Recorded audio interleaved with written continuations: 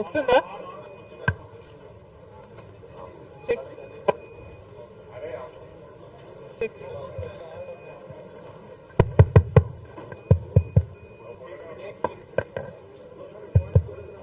Check వస్తుందమ్మా?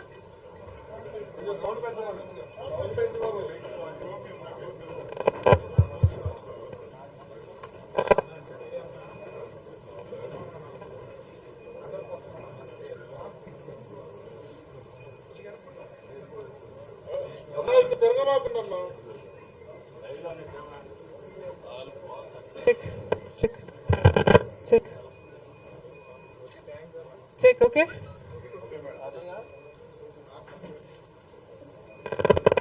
Check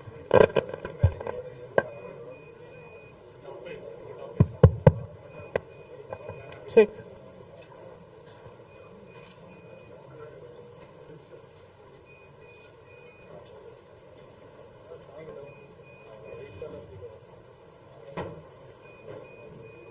okay అమ్మా.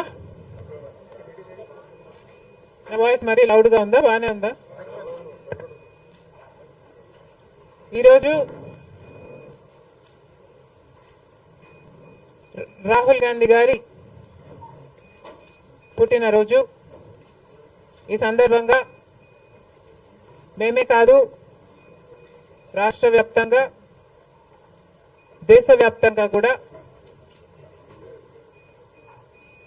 రాహుల్ గాంధీ గారి పుట్టినరోజు చాలా సంతోషంగా జరుపుకోవటం జరుగుతుంది. ఈరోజు గమనించాల్సిన విషయం ఏమిటి అంటే, రాహుల్ గాంధీ గారు ప్రతి కాంగ్రెస్ నాయకురాలి, ప్రతి కాంగ్రెస్ కార్యకర్త తలెత్తుకొని తిరిగేటట్టు రాహుల్ గాంధీ గారు ఈరోజు కాంగ్రెస్ పార్టీ కోసం తను చేసిన కృషి వల్ల ఇది సాధ్యం చేశారు. రాహుల్ గాంధీ గారు తన ఫైటింగ్ స్పిరిట్ తో ఎన్ని అవమానాలు వచ్చినా ధైర్యంగా ఎదుర్కొని ఈ సుదీర్ఘ ప్రయాణంలో తను ఎంతటి ఫైటరో నిరూపించుకున్నారు. ప్రజలతో తాను మమేకమైన విధానం అయితేనేమి, సమస్యల పట్ల తాను స్పందించిన విధానం అయితేనేమి, ఇవన్నీ కూడా దేశంలోని ప్రజలందరూ గమనించారు. కాబట్టి ఈరోజు కాంగ్రెస్ పార్టీకి దేశవ్యాప్తంగా ఇంత పెద్ద పీట వేయడం జరిగింది. రాహుల్ గాంధీ గారు చేసిన పాదయాత్ర ఐక్యతను పెంచడానికి, సోదర భావాన్ని పెంపొందించడానికి, న్యాయం కోసం తను చేసిన పాదయాత్ర, సుదీర్ఘమైన పాదయాత్ర ఎంతో మంది గుండెల్లో కాంగ్రెస్ పార్టీ పట్ల ఆదరణ, గౌరవాన్ని పెంచింది. రాహుల్ గాంధీ గారు తాను చేసిన కష్టం వల్ల ఈరోజు కాంగ్రెస్ పార్టీకి ఇంత లాభం చేకూర్చారు అని ప్రతి కాంగ్రెస్ కార్యకర్త తలెత్తుకొని గర్వంగా చెప్పుకోగలం. అందుకని మనస్ఫూర్తిగా ఈరోజు మరొకసారి రాహుల్ గాంధీ గారికి we are all wishing him the very best in his future, along with wishing him a very happy birthday.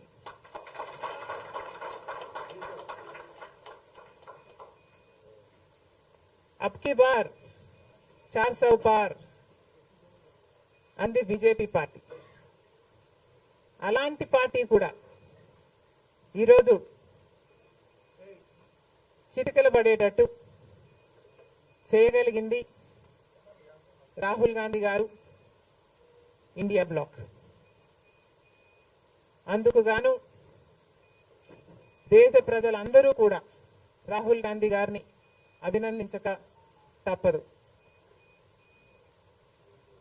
BJP party ఒక మతతత్వ పార్టీ అని మతం పేరుతో చిచ్చు పెట్టడం, ఆ మంటలో చలి కాచుకోవడం బీజేపీ చేస్తున్న రాజకీయాలని మణిపూర్ ఘటన ద్వారా రుజువు అయింది. కాబట్టి బీజేపీ చేస్తున్న పొరపాట్లన్నీ ప్రజలు గమనించారు. కాబట్టి ప్రభుత్వానికి చెందిన ఆస్తులైతేనేమి వాళ్ళ బినామీలకు కట్టే ప్రయత్నం చేస్తున్నారు. కాబట్టి ఈరోజు బీజేపీ చేస్తున్న అరాచక పాలన వల్లనే ఈరోజు బీజేపీ పార్టీకి మెజారిటీ తగ్గడానికి కారణం. ఇంకొంచెం ఉంటే ఆల్మోస్ట్ బీజేపీ పార్టీ అసలు ప్రభుత్వమే ఏర్పాటు చేయలేని స్థితికి ఈరోజు బీజేపీ పార్టీ దిగజారిపోయింది. ఇలాంటి ప్రభుత్వం ఎన్ని రోజులు ఉంటుందో చెప్పలేని పరిస్థితి ఈరోజు ఉంది. కేంద్రంలో బీజేపీ పార్టీ అధికారంలో ఉంది అన్న మాటే తప్ప పవర్ మాత్రం ఈరోజు బీజేపీ చేతిలో లేకుండా పోయింది. ఎందుకంటే ఈరోజు బీజేపీ పార్టీ వాళ్ళ స్ట్రెంగ్త్ కోసం ఇతరుల మీద డిపెండ్ అయ్యే పరిస్థితి ఈరోజు బీజేపీ పార్టీకి కల్పించడంలో కాంగ్రెస్ పార్టీ రాహుల్ గాంధీ గారు ఇండియా బ్లాక్ సక్సెస్ అయ్యారు. దేశవ్యాప్తంగా ఇది పరిస్థితి అయితే ఇక రాష్ట్రంలో చంద్రబాబు గారు కూటమి పవన్ కళ్యాణ్ గారు బీజేపీతో కలిసి ఇక్కడ ప్రభుత్వం ఫామ్ చేయడం జరిగింది. ఈసారి జరిగిన ఎన్నికలు రాష్ట్రంలో చాలా విచిత్రంగా, అన్ప్రిడిక్టబుల్ గా, అన్ప్రెసిడెంటెడ్ గా ఈ ఎన్నికలు నిలిచాయి. కారణం ఏమిటి అంటే ప్రజలు చాలా డిసిసివ్ గా ఒక నిర్ణయం తీసుకున్నారు. మాకు మార్పు కావాలి అన్న నిర్ణయం ప్రజలు తీసుకున్నారు. కాబట్టే ఈ ఎన్నికలు ఒకే డిసిషన్ మీద ఆధారపడి జరిగిన ఎన్నికలు.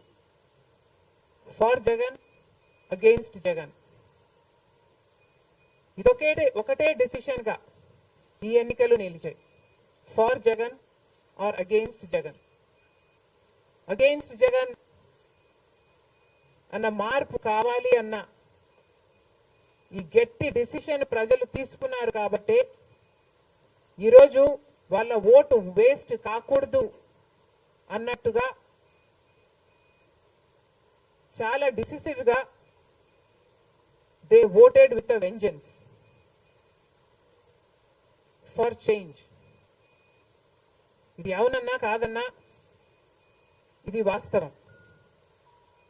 కేవలం అంత గట్టి నిర్ణయం ప్రజలు తీసుకుని మార్పు కావాలి అన్న అంత గట్టి డిసిషన్ తీసుకున్నారు. కాబట్టి ఇన్ ద ప్రాసెస్ ఈరోజు కాంగ్రెస్ పార్టీ కూడా అనుకున్న మేరకు పర్ఫామ్ చేయలేకపోయింది. కాంగ్రెస్ పార్టీ కూడా కేవలం నెల రోజుల ముందు సర్వే చేస్తే Congress party vote share between 6 to 7% ఉంది. దాన్ని మేము కష్టపడి పనిచేస్తే నేనే స్వయంగా 64 కాన్స్టిట్యుయెన్సీల్లో క్యాంపెయిన్ చేయడం కూడా జరిగింది. వీటన్నిటితో కనీసం 8% దాటుతుంది అని కాంగ్రెస్ పార్టీ ధీమాగా ఉంటే అది కూడా జరగలేదు. కారణం ఏమిటి అంటే ప్రజలు చాలా డిసిసివ్ గా వాళ్ళ ఓటు వేస్ట్ కాకూడదు, ప్రభుత్వం ఎలాగైనా మారాలి, మేము మార్చాలి అన్న డిసిషన్ తీసుకున్నారు. కాబట్టి ప్రజలు కాంగ్రెస్ పార్టీకి కూడా ఓటు వేయడానికి ఆలోచన చేయడం జరిగింది. ఏది ఏమైనా కాంగ్రెస్ పార్టీ ప్రజల గుండెల్లో స్థానం సంపాదించుకోవడం మొదలుపెట్టింది. ఇది ఇలాగే అంచెలంచెలుగా పెరుగుతూ పోతుంది. రాహుల్ గాంధీ గారి నాయకత్వంలో మేమందరం కూడా కష్టపడి పనిచేయడానికి సిద్ధంగా ఉన్నాం. అటు కేంద్రంలోనైనా ఇటు రాష్ట్రంలోనైనా కాంగ్రెస్ పార్టీకి మంచి భవిష్యత్తు ఉంటుందని 2029 కల్లా మేము ఒక మంచి పొజిషన్లోకి రాగలమని నమ్మకం మా అందరికీ ఉంది. ఈరోజు చంద్రబాబు గారు ముఖ్యమంత్రి ప్రజల తీర్పును గౌరవిస్తూ ఆయనకు మరొకసారి శుభాకాంక్షలు తెలియజేస్తుంది కాంగ్రెస్ పార్టీ. అలాగే చంద్రబాబు గారికి మరొకసారి గుర్తు చేస్తుంది కాంగ్రెస్ పార్టీ మన రాష్ట్రానికి రావాల్సిన ప్రత్యేక హోదా. ప్రత్యేక హోదా అన్నది ఆంధ్ర రాష్ట్ర ప్రజల ఊపిరి.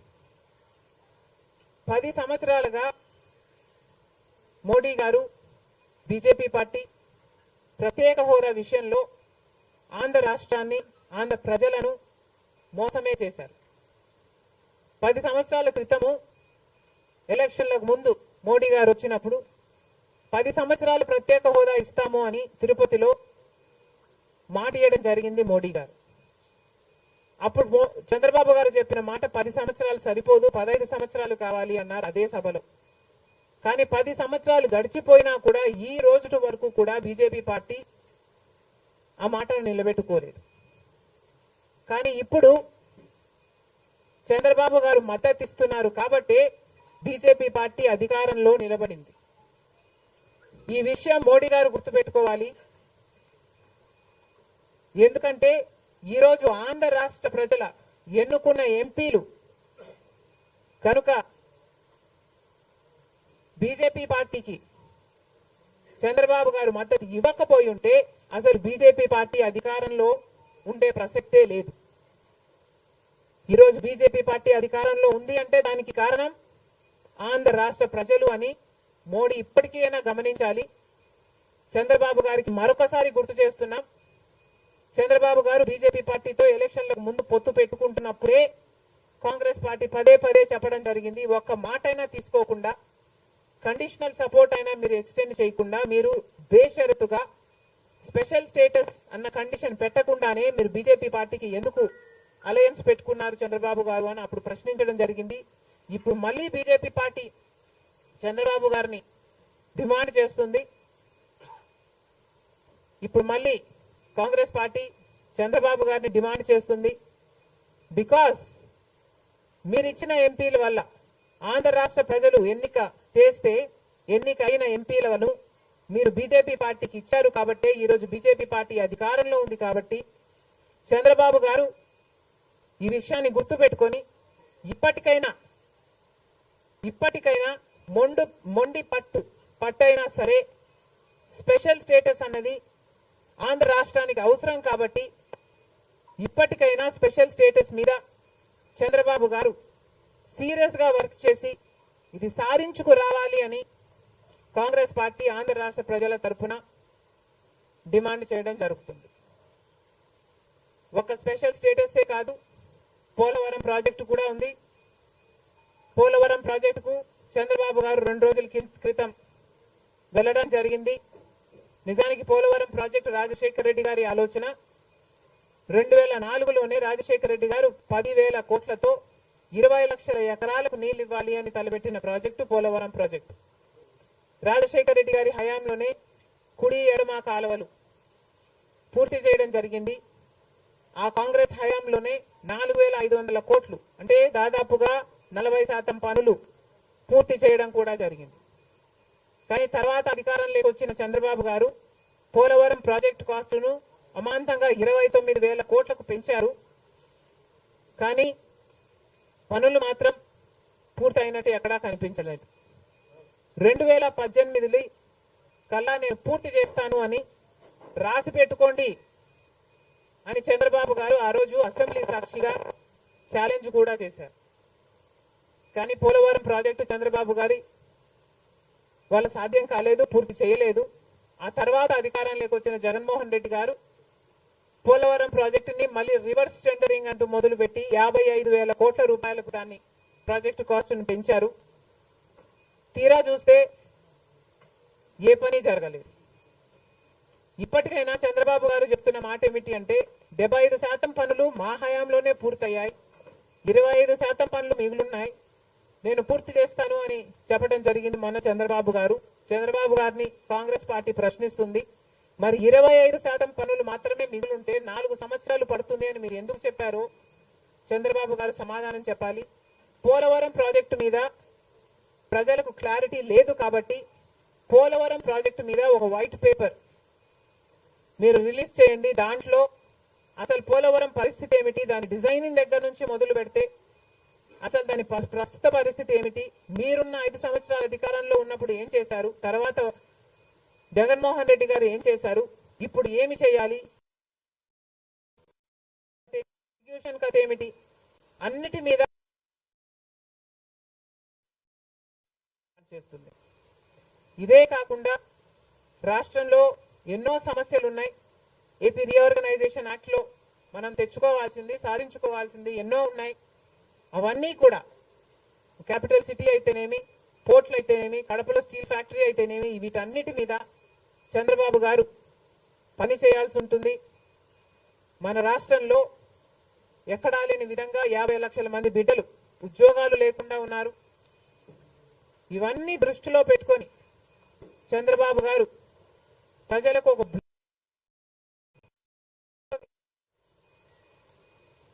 బాగుంటుందని కాంగ్రెస్ పార్టీ భావిస్తుంది. ఇదే కాకుండా చంద్రబాబు గారు సూపర్ 6 ఈ గ్యారంటీలతో చంద్రబాబు గారు ఎన్నికలకు వెళ్లారు. దీంట్లో యువతకు 20 లక్షల యువత వరకు ఉద్యోగ అవకాశాల కల్పన కల్పిస్తామని చెప్పారు. లేదా 3,000 రూపాయలు ప్రతి నెల ప్రతి నిరుద్యోగికి నిరుద్యోగ భృతి ఇస్తామన్నారు చంద్రబాబు గారు. అదే కాకుండా స్కూల్ కు వెళ్లే పిల్లలకు ప్రతి విద్యార్థికి 15,000 రూపాయలు సంవత్సరానికి ఇస్తామని చెప్పారు. ప్రతి రైతుకి 20,000 రూపాయలు ఆర్థిక సహాయం ఇస్తామన్నారు. ప్రతి మహిళకు నెలకు 1,500 ఆర్థిక సహాయం, అంటే ప్రతి మహిళకి కూడా ఒక పెన్షన్ లాగా 1,500 ఇస్తామని చంద్రబాబు గారు మాటిచ్చారు. మహిళలకు ఉచిత బస్ ప్రయాణమే కాకుండా ఏడాదికి 3 గ్యాస్ సిలిండర్లు కూడా ఉచితంగా ఇస్తామని చంద్రబాబు గారు సూపర్ 6 లో ఇవ్వడం జరిగింది. ఇవన్నీ కూడా చంద్రబాబు గారు దీని విధి విధానాలు ఏమిటో, మొదలు పెట్టే తేదీ ఏమిటో వీటి మీద కూడా చంద్రబాబు గారికి స్పష్టత ఇవ్వాల్సిన అవసరం ఉంది. ఇవన్నీ ఎందుకు చెప్తున్నాము అంటే మన రాష్ట్రము మిగతా రాష్ట్రాల్లాగా కాదు. మన రాష్ట్రము చాలా వెనకబడి ఉన్న రాష్ట్రం. వెంటనే పని చేయాల్సిన అవసరం ఉంది కాబట్టి మేము చంద్రబాబు గారిని, మన రాష్ట్రము ఒక స్పెషల్ చైల్డ్ కి కావాల్సిన నీడ్స్ మన రాష్ట్రానికి ఉన్నాయి కాబట్టి కనీసం మీరు ఇప్పుడే గెలిచారు, ఆ విషయం మాకు కూడా తెలుసు. కానీ హనీమూన్ పీరియడ్ కూడా మీరు తీసుకునే పరిస్థితి లేదు. వెంటనే పనిలోకి దిగాలి, ఇవన్నీ చెయ్యాలి, మొదలు పెట్టాలి అని కాంగ్రెస్ పార్టీ చంద్రబాబు గారికి సూచిస్తుంది. అంతేకాదు కాంగ్రెస్ పార్టీ తరఫున మేమందరం కూడా ప్రజల పక్షాన నిలబడుతూనే ఉంటాం. ప్రత్యేక హోదా గురించి అయితేనేమి, ఆంధ్ర రాష్ట్ర బిడ్డల భవిష్యత్తు గురించి అయితేనేమి కొట్లాడు వైఫల్యాలను ఎత్తి చూపుతూనే ఉంటాం. ఒక కన్స్ట్రక్టివ్ అపోజిషన్ గా కాంగ్రెస్ పార్టీ నిలుస్తుందని ఆంధ్ర రాష్ట్ర ప్రజలకు మరొకసారి ఏపీపీసీసీ మాటిస్తుంది. Thank you.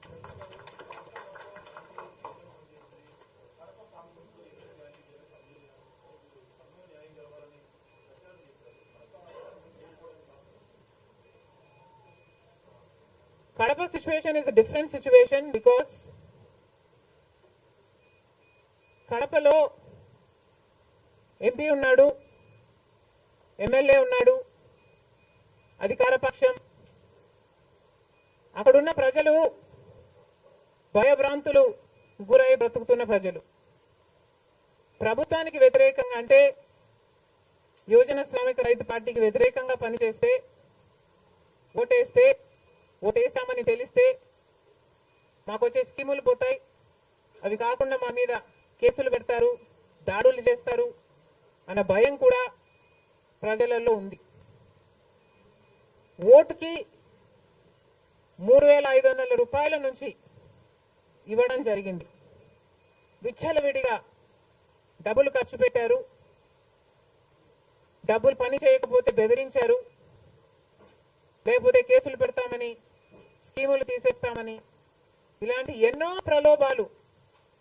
ప్రలోభాలకు కడప ప్రజలు గురయ్యారు. ఇవన్నీ కూడా పనిచేశాయి. నేను కడపలో గెలవకపోవడానికి కారణం టైం అనే నేను అనుకుంటున్నాను. బికాస్ నేను కడపలో తిరిగింది కేవలం 14 రోజులు మాత్రమే. 14 రోజులు క్యాంపెయిన్ చేశాము. మిగతా టైం స్టేట్ వైడ్ క్యాంపెయిన్ చేశాము. మేము 14 రోజులు ఎంత కష్టపడినా కూడా we were not able to cover most of the geographical area. చాలా మటుకు రూరల్ ప్రాంతాలలో కనీసం రాజశేఖర రెడ్డి బిడ్డ పోటీ చేస్తుంది అన్న విషయం కూడా చాలా మందికి తెలియలేదు. మేము పోటీ చేసింది కూడా ఎలాగైనా సరే మళ్ళీ హంతకులు హత్య చేపించిన వాళ్ళు చట్టసభలకు వెళ్ళకూడదు అని ఉద్దేశంతో మాత్రమే పోటీ చేయడం జరిగింది. సరే, అది జరగకపోయి ఉండొచ్చు, కానీ ప్రజల కంటే పైనున్నది దేవుడు. ఐఎమ్ వెరీ ష్యూర్ వాళ్ళ పాపం పండుతుంది. పండే రోజు కోసం దేవుడు కూడా ఎదురు చూస్తున్నాడని నా అభిప్రాయం.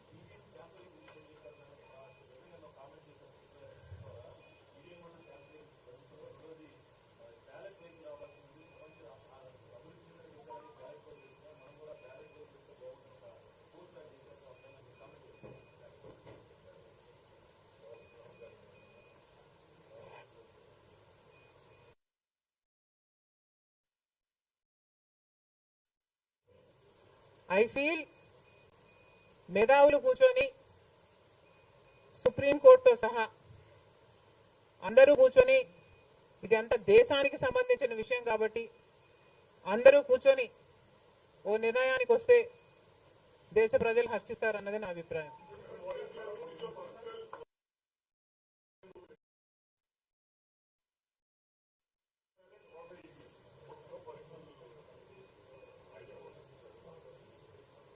How does it matter what I think personally? Exactly. The reason I want Supreme Court to be involved is because I don't know the entire positives and the negatives of it. So there should be intellectuals, there should be the best of the judicial sitting and discussing over it and see the pros and the cons of it and then come to a decision is what I think. Because as of now, I do not have the entire information of the whole topic.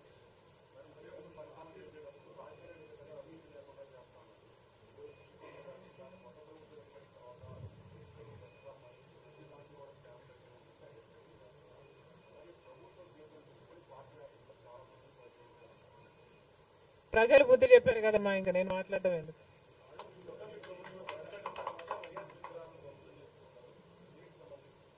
ఇది చాలా దారుణం, ఇది చాలా దారుణం.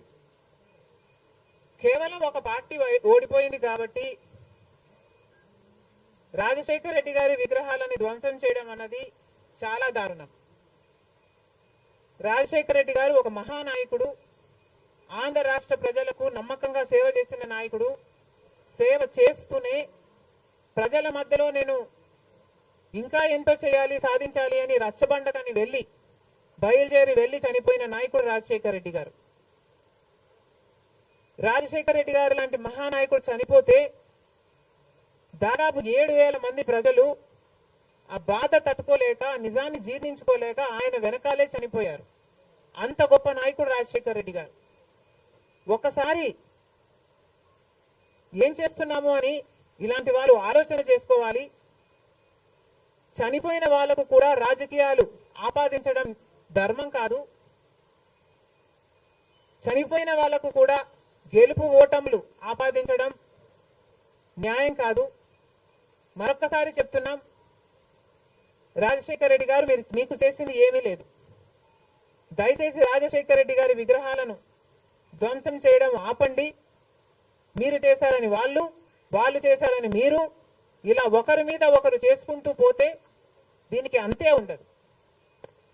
మళ్ళీ చెప్తున్నాం, మీకు ఇంకొకరికి తేడా ఉండాలి అంటే కొంచెం పేషెన్స్ పాటించాల్సిన అవసరం ఉంది.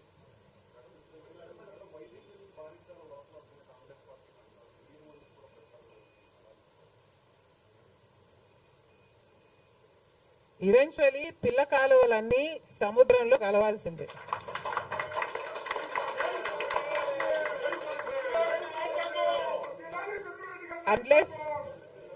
అన్లెస్ అది ఎండిపోతే తప్ప. Yes, definitely.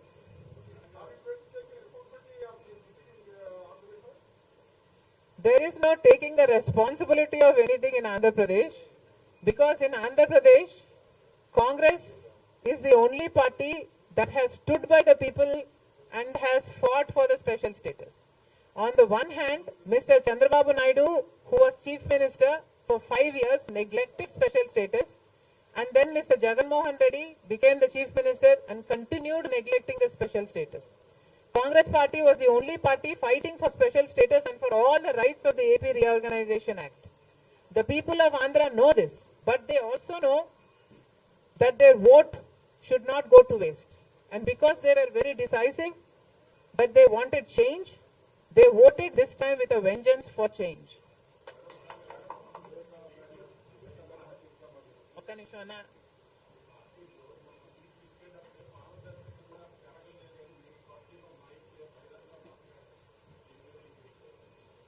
కాంగ్రెస్ పార్టీ ఒక జాతీయ పార్టీ. కాంగ్రెస్ పార్టీలో ఏ నిర్ణయం తీసుకున్నా కాంగ్రెస్ పార్టీలో ఒక ఇండివిజువల్ తీసుకునే పరిస్థితి ఉండదు. కాంగ్రెస్ పార్టీలో ఏ నిర్ణయం తీసుకున్నా దానికి ఒక కమిటీ ఉంటుంది, ఒక పద్ధతి ఉంటుంది. ఆ నిర్ణయం ప్రకారమే సీట్లు ఇవ్వడం కూడా జరిగింది. మిగతా వాళ్ళు అంటారా, వాళ్ళు చేసే చిల్లర అలిగేషన్లకు నేను సమాధానం చెప్పాల్సిన అవసరం ఉంది అని, నేను సంజాయిషి ఇవ్వాల్సిన అవసరం ఉంది అని నేను అనుకోవటం లేదు. Indiscipline will not be tolerated by the Congress party, and severe action will also be taken against those who resort to indiscipline.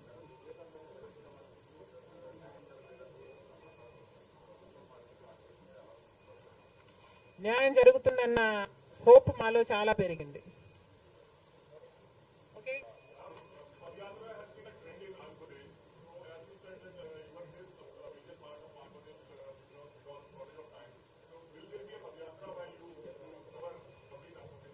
Never say never, nothing is impossible.